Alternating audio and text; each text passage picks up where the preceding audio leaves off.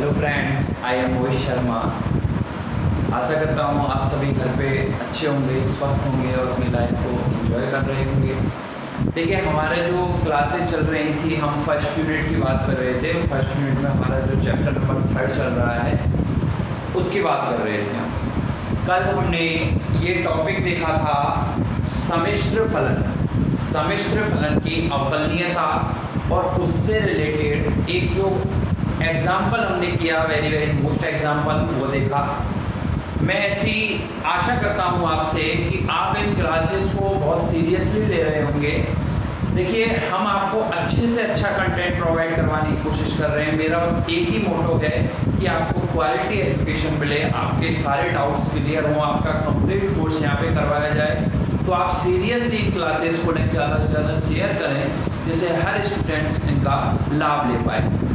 देखिए, आप प्रॉपर इनके नोट्स बनाइए और आज से हम आपको व्हाट्सएप ग्रुप पे भी और आपके कमेंट सेक्शन में भी आपको जो मेरे हैंड रिटन नोट्स भी मैं हर क्लास के डाल दिया करूँगा, जिससे आपको यदि कोई वीडियो में विजिबिलिटी प्रॉब्लम हो तो आप वहाँ से भी आप उनको नोट कर सकते हैं।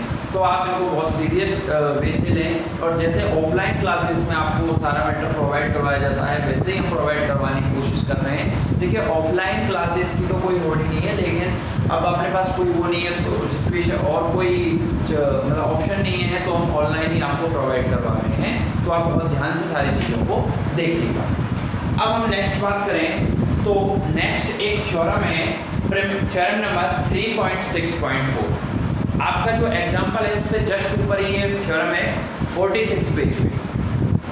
वेरी मोस्ट थ्योरम है ये। राजस्थान यूनिवर्सिटी 2010, 2012 और 2017 में आई हुई है। तो 2017 के बाद ये आपके एग्जाम में कभी नहीं आई, तो इस बार इसके आने के चांसेस बन रहे हैं। तो आप इसको बहुत ध्यान से देखिएगा। क्या है थ्योरम का स्टेटमेंट? थ्योरम का स्टेटमेंट ये है कि किसी परिमित अवकलज के अस्तित्व के लिए सातत्यता आवश्यक प्रतिबंध है, परंतु पर्याप्त नहीं। जैसे मान लीजिए, क्या कह रहा है थ्योरम, पहले इसके स्टेटमेंट को समझिए आप। एक सम्मिश्र फलन है fz।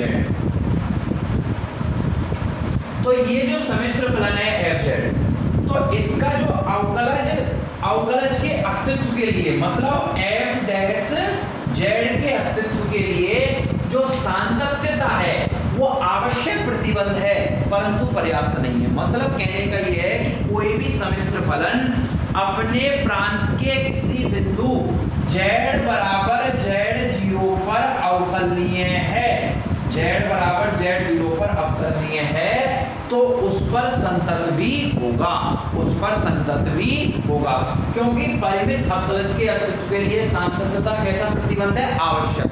कि मतलब अवकलनीय है तो संतत भी होगा, आवश्यक प्रतिबंध है, परंतु पर्याप्त नहीं है। पर्याप्त नहीं है मतलब कि यदि कोई फलन, सम्मिश्र फलन संतत है तो वह अवकलनीय हो, ऐसा जरूरी नहीं है। हो भी सकता है और नहीं भी हो सकता है। तो स्टेटमेंट आपके बिल्कुल क्लियर समझ में आ रहा है कि एक सम्मिश्र फलन है, उस सम्मिश्र फलन के किसी प्रांत के किसी बिंदु पर अवकलज के अस्तित्व के लिए सातत्यता जो है वो आवश्यक प्रतिबंध है, परंतु पर्याप्त नहीं है। अर्थात कोई फलन अवकलनीय है तो वो 101% संतत होगा, लेकिन यदि वो संतत है तो वो अवकलनीय हो भी सकता है और नहीं भी। ये चीज हमें प्रूव करनी है। तो हमें दो चीजें प्रूव करनी है। सबसे पहले तो हमें ये प्रूव करना है कि एक फलन fz अवकलनीय है, तो उसे संतत प्रूव करना है। और फिर दूसरी चीज ये प्रूव करनी है कि हम फलन fz को संतत लेके चलें और वो अवकलनीय नहीं हो। तो ये दो चीजें हमें प्रूव करनी है इस थ्योरम में। Very most theorem. तो देखिएगा हम कैसे प्रूव करते हैं। सबसे पहले हमें ये चीज ये प्रूव करनी है कि हम एक फलन लें fz, और वो फलन fz ये मान लें कि अपने प्रांत के किसी बिंदु z बराबर z0 पर क्या है? अवकलनीय है। और अवकलनीय है तो उसे हम क्या प्रूव करें? संतत प्रूव करें। देखिए, आप सेकंड ईयर रियल एनालिसिस में भी इस थ्योरम को रीड कर चुके हैं। यदि आप मेरे से सेकंड ईयर रियल एनालिसिस पढ़ते तो कुछ बात ही और होती। ट्रिक्स से जो मेरे से ऑफलाइन पढ़े हैं स्टूडेंट, उनको पता है, मजा आ जाता है। मतलब ऐसी ऐसी ट्रिक्स बताई जाती हैं कि आनंद का भाव प्रकट हो जाता है, और हम यहाँ भी कोशिश करेंगे कि आपको आनंद का भाव प्रकट हो। देखिए, तो सबसे पहले हम क्या करें कि एक फलन ले लें एफ जेड, और एफ जेड जो है वो जेड बराबर जेड जीरो पर उसको अवकलनीय मान लें, और उसे क्या प्रूव करें, संतत प्रूव करें। तो आप लिखिएगा, देखिए हर चीज मैं बोर्ड पे नहीं लिख पाऊंगा क्योंकि ये बोर्ड थोड़ा छोटा है और लाइव क्लासेस में, ऑनलाइन क्लासेस में प्रॉब्लम रहती है। तो आप अपना कॉपी पेन लेके बैठें, मैं जो बोलता जाऊँ वो लिखते चलें। यदि मैं थोड़ा स्पीड बोलूँ तो आप वीडियो पॉज करके लिख लें, ठीक है। तो लिखिएगा, माना फलन एफ जेड अपने प्रांत के किसी बिंदु z बराबर z0 पर अवकलनीय है। किसी बिंदु z बराबर z0 पर हमने क्या मान लिया, अवकलनीय मान लिया, अवकलनीय मान लिया। अब z बराबर z0 पर अवकलनीय है तो इस बिंदु z0 पर अवकलज विद्यमान होगा। अवकलज विद्यमान होगा अर्थात f डैश z0 का मान विद्यमान होगा, ठीक है। तो अतः हाँ, तो आपने लिख दिया कि माना कोई फलन एफ जेड अपने प्रांत के किसी बिंदु z बराबर z0 पर अवकलनीय है। अवकलनीय है तो अवकलज विद्यमान होगा, अतः अवकलज विद्यमान होगा। अवकलज का जो फॉर्मूला होता है वो क्या होता है, मैंने आपको कल बताया था, दो फॉर्मूले होते हैं, एक तो होता है डेल जेड की फॉर्म में और एक जेड की फॉर्म में। अब डेल जेड वाले फॉर्मूले को यूज में जब लेते हैं जब वो लिमिट है वो जीरो की ओर अग्रसर होती है, लेकिन यहाँ पे ऐसे कोई जीरो वाली बात आ नहीं रही है।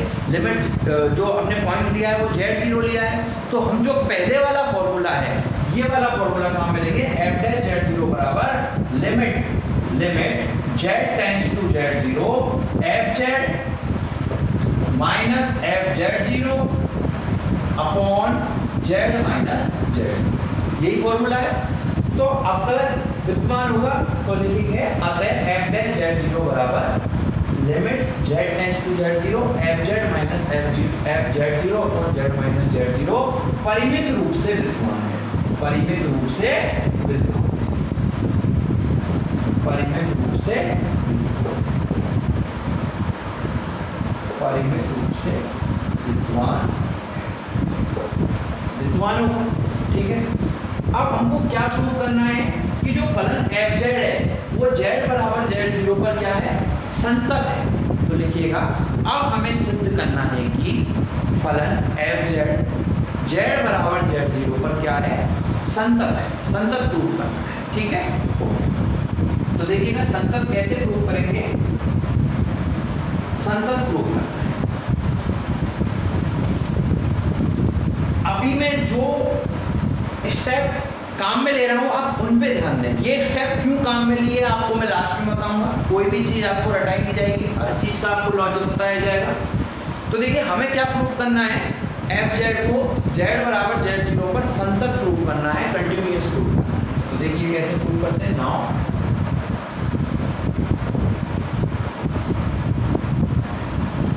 F Z minus F Z zero बराबर F Z minus F Z zero upon Z minus Z zero into Z minus Z zero.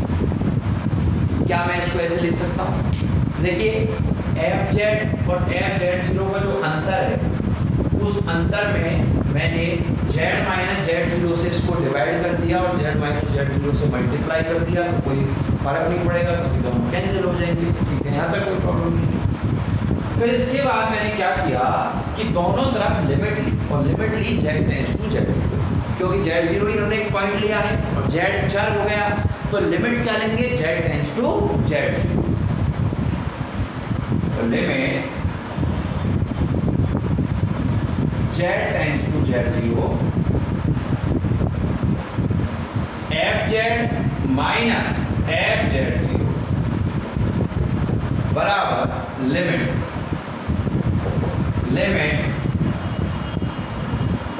Z tends to Z zero F Z minus F Z zero upon Z minus Z zero into Z minus, दोनों तरफ limit ले ली Z tends to Z zero, यहाँ तक कोई problem नहीं है। अब इस लिमिट को अलग अलग कर देंगे, देखिए इस पे अलग लिमिट लगा दी, तो limit z tends to z0 f। अब ये जो लिमिट है वो इस f z0 पर नहीं लगेगी। क्यों नहीं लगेगी? क्योंकि लिमिट किसकी है? z की लिमिट है। क्या यहाँ पे कहीं z आ रहा है क्या? नहीं, ये f z0 है। f z0 मतलब z बराबर z0 पर ये फंक्शन की वैल्यू है, कोई वैल्यू है, तो यहाँ पे z नहीं आ रहा। लिमिट किसकी है? z की, तो इसलिए यहाँ पे लिमिट नहीं लगेगी। ठीक है, इसको ऐसे लिख दिया f z बराबर, दोनों पे लिमिट अलग अलग कर दी, तो limit z tends to z0 f(z) minus f(z0) upon z minus z into limit z tends to z0 z minus z। यहां तक कोई प्रॉब्लम नहीं।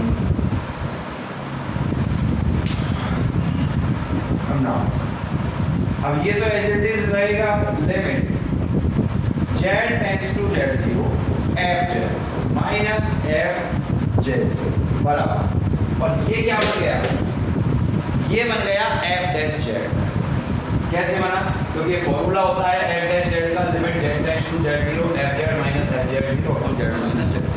क्योंकि हम ये मान के चल रहे हैं कि जो फलन f(z) है वो z बराबर z0 पर अवकलनीय है। स्टार्टिंग में ही मान लिया अवकलनीय है, तो f(z0) विद्यमान होगा, और ये f(z0) का ही फॉर्मूला होता है, तो इसकी जगह क्या आ जाएगा?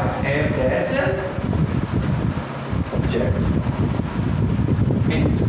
अब limit z tends to z0 मतलब z की जगह z0 रखेंगे तो z0 से z0 कैंसिल हो जाएगा, तो ये क्या आ जाएगा? ठीक है, limit z tends to z0 f(z) minus f(z). अब देखिए ये कोई ना कोई वैल्यू आएगी, ये परिमित कोई वैल्यू आएगी। अब इसका मल्टीप्लाई जब 0 से करेंगे तो ये क्या हो जाएगा? 0 हो जाएगा। तो इसका इधर पक्षांतरण कर देंगे तो ये हो गया limit z tends to z0 f(z) बराबर f(z)। ये निकल गया, ये निकल के आया। तो इसका मतलब क्या है? इसका मतलब है z टेंड्स टू z0 पर जो फलन f(z) है उसकी सीमा का मान, और ये क्या है? इसका मतलब है z बराबर z0 पर फंक्शन f(z) का मान। अब सेकेंड ईयर रियल एनालिसिस में आप ये पढ़ के आए हो कि किसी भी फलन, कोई भी फलन है, उसके प्रांत के किसी बिंदु पर जब फलन का मान और उसी बिंदु पर फलन की सीमा दोनों बराबर होती हैं तो वह फलन उस बिंदु पर संतत होता है। वह फलन उस बिंदु पर क्या होता है? संतत होता है। तो देखिए फलन f(z) है, तो फलन f(z) का z बराबर z0 पर फंक्शन का मान और इस बिंदु पर ही फलन की सीमा, ये क्या है? पूरी फलन की सीमा को ही तो शो कर रहा है, और ये क्या शो कर रहा है? z बराबर z0 पर फलन का मान। तो z बराबर z0 पर फलन का मान और फलन की सीमा दोनों क्या है? बराबर हैं, और जब दोनों बराबर हैं तो अतः फलन z बराबर z0, अतः फलन f(z) z बराबर z0 पर अवकलनीय और संतत है। तो आप लास्ट में लिखेंगे इसके बाद नोट करके, अतः फलन f(z) z बराबर z0 पर संतत है। तो देखिए हम लेके क्या चले थे? f(z) को, हम f(z) को क्या लेके चले थे? अवकलनीय लेके चले थे, और क्या प्रूव कर दिया? z बराबर z0 पर संतत प्रूव कर दिया। अर्थात हम कह सकते हैं कि कोई भी फलन यदि अवकलनीय है तो वो 101% संतत होगा, 101% संतत होगा। तो परिमित अवकलज के अस्तित्व के लिए सांतत्यता आवश्यक प्रतिबंध है। आवश्यक यानी नेसेसरी, मतलब किस प्रांत के किसी बिंदु पर कोई फलन अवकलनीय है तो उस बिंदु पर क्या होगा? संतत होगा। ये हमने प्रूव कर दिया। अब हमको नेक्स्ट क्या प्रूव करना है? कि पर्याप्त नहीं है, अर्थात कि कोई भी फलन है अपने प्रांत के किसी बिंदु पर संतत है तो वह उस बिंदु पर अवकलनीय हो ऐसा जरूरी नहीं है, हो भी सकता है और नहीं भी हो सकता है, ये चीज हमें प्रूव करनी है। तो ये जो थ्योरम है इसके 2 पार्ट है प्रूफ के, तो फर्स्ट पार्ट तो ये प्रूफ हो गया। यदि आपको इसमें कोई प्रॉब्लम है तो आप मेरे से कमेंट बॉक्स में टाइप करके पूछ सकते हैं। अब इसका देखिए सेकंड पार्ट,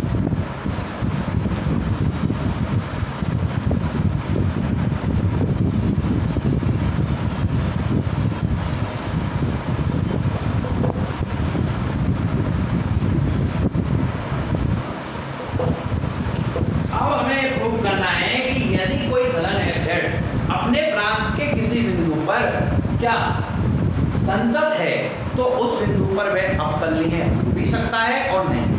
आपने सेकंड ईयर रियल एनालिसिस में ये पढ़ा है कि जब भी किसी थ्योरम में ये स्टेटमेंट आए कि वो हो भी सकता है और नहीं भी, ठीक है, आपने सेकंड ईयर में काफी थ्योरम्स रियल में प्रूव किए हैं, तो जब भी किसी थ्योरम में ये वर्ड आ जाए कि वो हो भी सकता है और नहीं भी, मतलब पर्याप्त नहीं है, इसका मतलब क्या है, वो हो भी सकता है और नहीं भी, तो हो भी सकता है और नहीं भी यदि ये वर्ड आ जाए तो इससे हम जो प्रूव करते हैं, बताओ कैसे प्रूव करते हैं, बताओ, इससे हम प्रूव करते हैं एग्जाम्पल के द्वारा। मतलब अब हम एक ऐसा एग्जाम्पल लेंगे, एक ऐसा फलन लेंगे जो संतत तो है लेकिन वो अवकलनीय नहीं, ठीक है, ओके। तो हमेशा ध्यान रखना कि जब भी किसी भी प्रमेय में यदि ये वर्ड्स आ जाए कि वो हो भी सकता है और नहीं भी, तो इसका जो प्रूफ है वो एक एग्जांपल से करते हैं। मतलब एक ऐसा एग्जांपल लेंगे हम कि जो संतत तो है लेकिन वो अवकलनीय नहीं है, तो लिखेंगे बिलोंग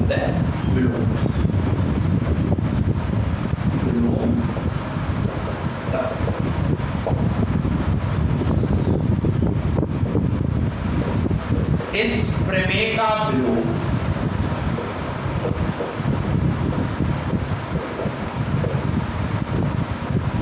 हम एक उदाहरण से सिद्ध करेंगे,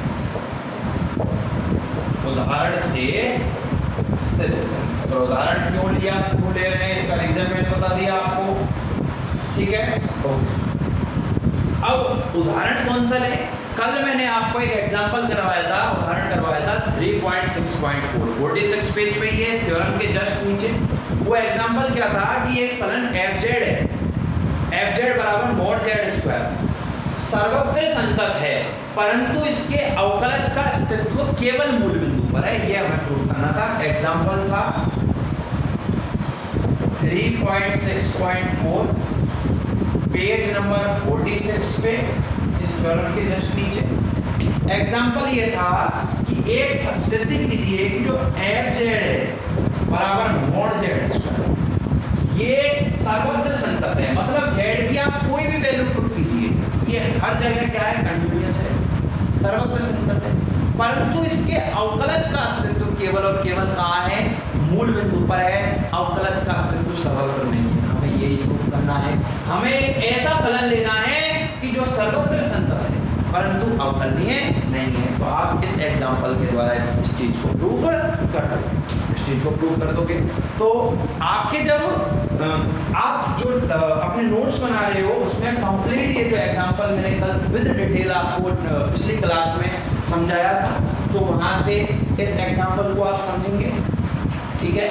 और जो नए स्टूडेंट जुड़े हैं वो पुरानी क्लासेस जो हमारी YouTube पे अपलोडेड है उनको आप देख सकते हैं, ठीक है। तो आप कंप्लीट इस एग्जांपल को अपने नोट्स जो आप प्रिपेयर कर रहे हैं उसमें नोट करेंगे और लास्ट में लिखेंगे। लास्ट में आप क्या करेंगे, देखिए आपका जो एग्जामिनर है, मैं बताऊं आपको बात, जो आपके एग्जामिनर होते हैं ना राजस्थान यूनिवर्सिटी, वो तगड़ी तगड़ी बूढ़ी आत्माएं होती हैं, बूढ़ी प्रोफेसर्स, और जो बूढ़ी आत्माएं होती हैं वो अपने जीवन से पहले दुखी होती हैं, और उनको यदि थोड़ा सा भी अब नीचे कंटेंट मिल गया कॉपी में तो वो नंबर टेस्ट करने में मिनट लगाते हैं। तो अपन को उन बूढ़ी आत्माओं को खुश करने के लिए अपना टारगेट क्या है, 40/40, यानी बूढ़ी आत्मा को खुश करने के लिए अपन को कंटेंट ऐसा डालना है कॉपी में कि हम बूढ़ी आत्मा को चैलेंज कर पाए कि हाँ बूढ़ी आत्मा पता कहाँ नंबर है। तो उस जो बूढ़ी आत्मा को प्रसन्न करने के लिए आप कंटेंट ऐसा डालें कि जैसे ही आपका वो जो आपकी एग्जाम हॉल में जो आपको कॉपी मिलती है उस कॉपी के फर्स्ट पेज को पलटे और आपको जो मटेरियल मिले, आप उसको जो मटेरियल दिखे उसको देख के वो उसकी जो आत्मा है वो पूरी आत्मा की स्वयं की आत्मा, ठीक है। तो ये जो एग्जाम्पल है इसको आप कंप्लीटली नोट करेंगे यहाँ पे, और नोट करने के बाद इस लाइन को दोबारा यहाँ पे लिखेंगे और लास्ट में लिखेंगे हैंड्स प्रूफ। तो ये जो प्रमेय आपके आएगी कम से कम पहले तो 4 नंबर की आती थी, तो 4-5 नंबर की जितने की भी ये प्रमेय आएगी उसमें 1 नंबर एग्जामिनर जो बूढ़ी आत्मा है वो आपके नहीं काट पाएगी, ये हमारा चैलेंज, ठीक है। तो इस प्रकार से फिल्म अपनी कंप्लीट होती है। अब इसके बाद हम नेक्स्ट टॉपिक पे चलते हैं, वेरी वेरी मोस्ट टॉपिक जो इस चैप्टर का नेम है। और ये जो टॉपिक है ये कंप्लीट कॉम्प्लेक्स में, कॉम्प्लेक्स की हर क्लास में, कॉम्प्लेक्स के हर टॉपिक में आपके काम आएगा, ठीक है। और टॉपिक का नाम क्या है? विश्लेषित फलन। हेडिंग डालिएगा विश्लेषित फलन, विश्लेषित फलन, विश्लेषित फलन, एनालिटिक फंक्शन, विश्लेषित फलन। देखिए इंग्लिश में इसको एनालिटिक फंक्शन भी कहते हैं, होमोमॉर्फिक फंक्शन भी कहते हैं और रेगुलर फंक्शन भी कहते हैं। देखिए ध्यान से एक एक वर्ड्स को आप ध्यान से समझना, वेरी वेरी मोस्ट। इसकी जो डेफिनेशन है, दो डेफिनेशन, और मैं बोल रहा हूँ आगामी जो पूरा कॉम्प्लेक्स ये जो अपन पेपर कंप्लीट करेंगे इसकी हर क्लास में डेफिनेशन आपको देखने को, इसका जो यूज है वो आपको देखने को मिलेगा। देखिए विश्लेषित फलन क्या होता है? जैसे मान लीजिए एक सम्मिश्र फलन है f, ये सम्मिश्र फलन f और ये क्या हो गया, कोई सम्मिश्र तल हो गया, आर्गेट प्लेन हो गया, और इस आर्गेट प्लेन में ये मान लीजिए कोई रीजन हो गया, मतलब डोमेन हो गया, डोमेन या कोई रीजन, कुछ भी कह सकते हो, प्रदेश या क्षेत्र हो गया, और ये डोमेन के क्या हो गए पॉइंट। तो क्या कि एक सम्मिश्र फलन f, ठीक है,